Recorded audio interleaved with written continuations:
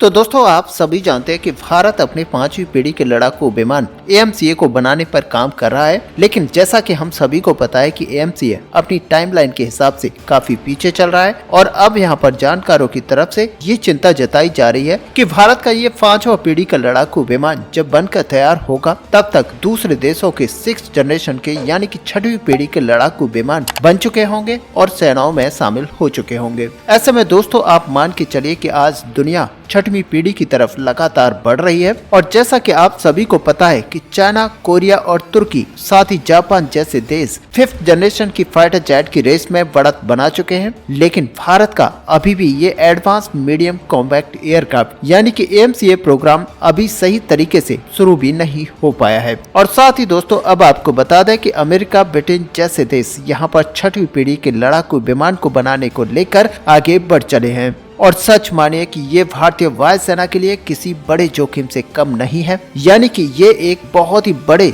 जोखिम की चेतावनी यहाँ पर हो सकती है। दरअसल दोस्तों फ्रांस, ब्रिटेन और अमेरिका और यहाँ तक कि तुर्की जैसे देश भी 6वीं पीढ़ी के प्रोग्राम की घोषणा की जा चुकी है, लेकिन भारत अभी तक निष्क्रिय बना हुआ है। वहीं डिफेंस एक्सपर्ट्स का मानना है कि भारतीय वायुसेना के वेट एंड सी यानी कि प्रतीक्षा करें और देखें का जो सिलसिला है वो यहाँ पर कहीं न कहीं हमारे लिए काफी घातक हो सकता है। और दोस्तों आज की डेट में अगर देखा जाए तो किस तरीके से भारत फाइटर जेट के मुकाबले में पूरी दुनिया से पीछे है। ऐसे में दोस्तों भारत अपनी नेक्स्ट जनरेशन की टेक्नोलॉजी और क्षमताओं को बनाने के लिए दूसरों पर निर्भर है। ऐसे में सच माने कि इस तरह की जो दूसरे देशों पर निर्भरता है भारत को काफी घातक पड़ने वाली है, जबकि पड़ोसी देश पाकिस्तान को भी 5वीं पीढ़ी के लड़ाकू विमान 2028 तक चीन की तरफ से मिल जाएंगे। ऐसे में दोस्तों सच माने कि ये बहुत ही बड़ा खतरे के रूप में भारत के लिए देखा जा सकता है। लेकिन दोस्तों ये सच है कि AMCA प्रोग्राम अपनी इनिशियल कैपेबिलिटीज के साथ आगे बढ़ रहा है और माना यह जा रहा है कि 2035 तक हमें अपना पहला M का फाइटर जेट बनकर तैयार मिलेगा।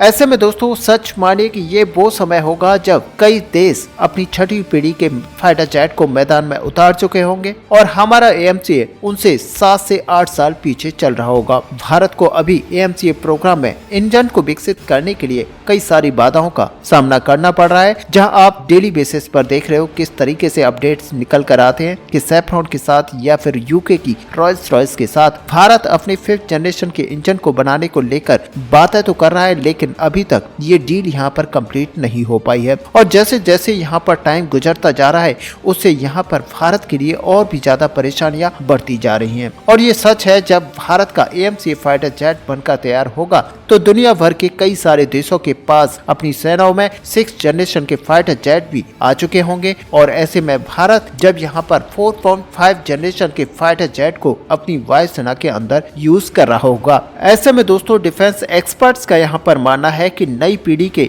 इंजन को उत्पादन के लिए भारत को कम से कम 12 से 15 साल का समय लगेगा, जिससे कि देरी और यहाँ पर बढ़ जाएगी। और ऐसे में हमारी जो 5th जनरेशन के फाइटर जेट को लेकर टाइमलाइंस है उनमें भी यहाँ पर देरी देखने को मिलेगी। और ऐसे में आप समझ सकते हैं कि जब हमारा 5th generation fighter jet AMCA हमारी वायुसेना के अंदर इंडक्ट कराया जाएगा तब तक दुनिया भर के कई देशों के पास 6th जनरेशन का फाइटर जेट उनकी वायुसेना के अंदर इंडक्ट करा लिया जाएगा। ऐसे में दोस्तों सच माने कि अगर भारतीय वायुसेना यहाँ पर समय पर कुछ ऐसे फाइटर जेट्स को लेकर कुछ एग्रेसिव कदम नहीं उठाती है तो भारतीय वायुसेना आने वाले समय में कई सारी देशों की वायुसेना से काफी पीछे छूट जाएगी। और दोस्तों आज की स्थिति अगर भारतीय वायुसेना की देखी जाए तो भारतीय वायुसेना के पास आज की डेट में 31 से 35 स्क्वाड्रंस मौजूद हैं। ऐसे में ये स्क्वाड्रंस की जो संख्या है वो हमारी एक निश्चित स्क्वाड्रंस की संख्या यानी कि 42 स्क्वाड्रंस की संख्या से काफी पीछे मानी जा रही है। और यही वजह है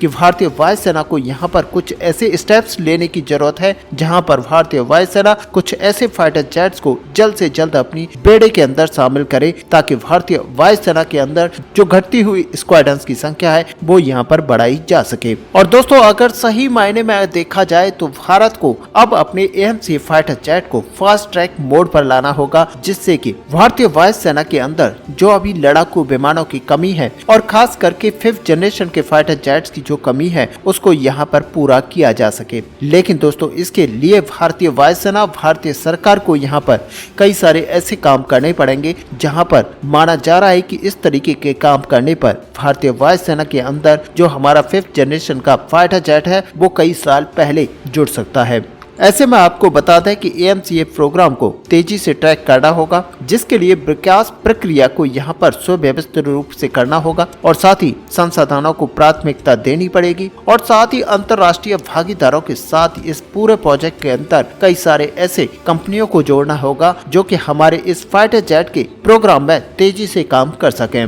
वहीं दोस्तों आपको बता दें कि भारतीय वायुसेना को 6ठी पीढ़ी के रिसर्च में सक्रिय रूप से इंगेज होना पड़ेगा और ऐसे में 6th जनरेशन के फाइटर जेट को बनाने के लिए भारत को खुद के कदमों पर भरना होगा। और सच मानिए कि भारत अगर ऐसा अभी से करना स्टार्ट करता है तो आने वाले भविष्य में Bharat 6th generation fighter jet के ऊपर तेजी से काम कर पाएगा। लेकिन आज की स्थिति में अगर देखा जाए तो भारत अभी 6ठी पीढ़ी के लड़ाकू विमानों के बारे में बिल्कुल भी सोच विचार नहीं कर रहा है, बल्कि भारत यहाँ पर अपने 5th जनरेशन के फाइटर जेट के ऊपर ध्यान दे रहा है और वो भी अगर सही मायने में देखा जाए तो भारत उसमें भी काफी पीछे चल रहा है। ऐसे में दोस्तों भारतीय वायुसेना को यहाँ पर रिसर्च एंड डेवलपमेंट के ऊपर बहुत ही तेजी से यहाँ पर विकास करना पड़ेगा। खास करके अगर देखा जाए तो हमारी GTRE और DRDO जैसी संस्थाओं को यहाँ पर अपने आप को एक एग्रेसिव मोड पर रखना पड़ेगा, जहाँ से इन दोनों कंपनियों के द्वारा कुछ ऐसे कदम उठाए जाएं जो कि हमारी 6th जनरेशन फाइटर जेट के लिए काफी ज्यादा उत्तम होंगे। और ऐसे में दोस्तों अगर देखा जाए तो हमारा सैफ्रॉन कंपनी के साथ अगर यहाँ पर डील होती है और जिस तरह की पिछली वीडियो में हमने आपको बताया था कि यहाँ पर फ्रांस के साथ भारत एक 6th जनरेशन के फाइटर जेट इंजन को बनाने पर काम कर सकता है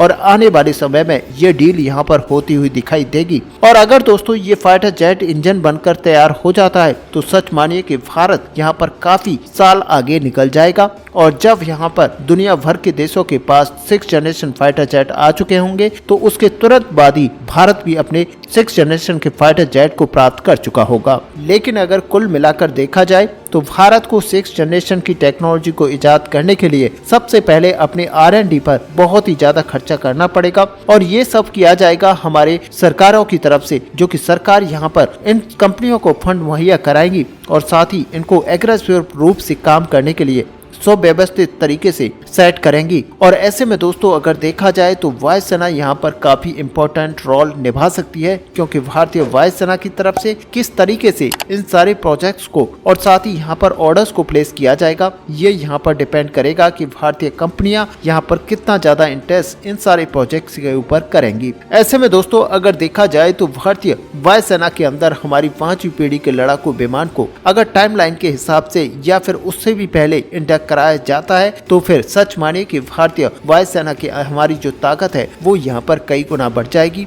और जब दुनिया भर के देश अपनी 6वीं पीढ़ी के लड़ाकू विमान को अपनी वायुसेना के अंदर इंडक्ट करा रहे होंगे तो भारत भी उसी लाइन में यहाँ पर चल रहा होगा और Bharat 6th generation fighter jet के ऊपर ही काम कर रहा होगा। ऐसे में दोस्तों इस बड़े टॉपिक को लेकर आपका यहाँ पर क्या व्यू है? क्या भारत तेजी से काम करते हुए अपनी 6वीं पीढ़ी के लड़ाकू विमान के ऊपर काम करना स्टार्ट कर सकता है? आप अपना व्यू हमें कमेंट पे लिखकर जरूर बताएं। साथ ही अगर वीडियो आपको अच्छी लगी हो तो लाइक और शेयर करना ना भूलें। मिलते हैं नेक्स्ट वीडियो में, तब तक के लिए जय हिंद जय भारत।